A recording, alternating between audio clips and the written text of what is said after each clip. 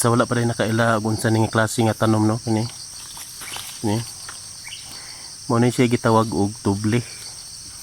Pwede ni siya ang iyang gamot ani mga idol, pwede ni siya i gamito nimo mang kuan bitaw kag mga isda manguha ba. Imo na siyang dukdukon parang mudugo ang dugaan nimo nay makapa hilo sa kuan hining isda. So dili pud ni siya makaunsa sa mga unsang gagmay kay mabuhi ra siya balik, murag malipong lang siya gibali ba. Mani siya hini. Mani gitawag og tubli, mga kinaraan nga panghilo sa isda. Ang uban maggamit na magamnang mga cyanide mo na makadaot yun. Labi na sa lawas sa tao. Okay ni wala ni siya.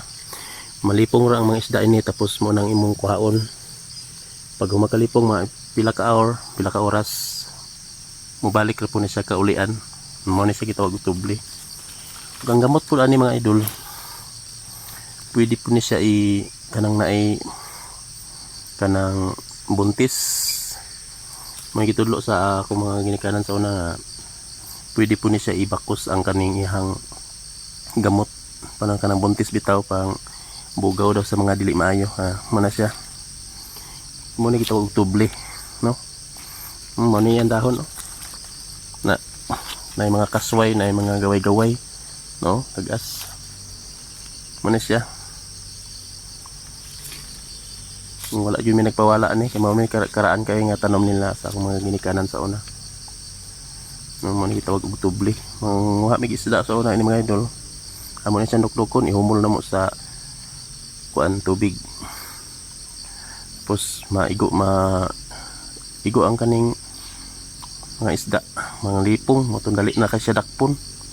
Pagkatotoo na maulian ra pud dili gyud siya ingon mamatay.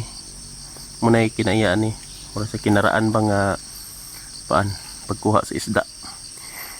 Wala na gamit si ako mga ginikanan sa una og kanang mga makadaot sa lawas ng mga chemicals bitaw. Wala sila gamit nga ni ra mga kinaraan ra gyud. May tubli ra gyud ang lang gamit sa una. Dako kayo ang pispan sa una mo nang butangan ang ideya na butangan nimo pagkaon tapos butangan po nimo atong tubli mo nang pagdugok nila maigo sila sa tubli manglipong motong amo ang sibuton ana siya pagkuha no subo pa kaila mo ni tubli.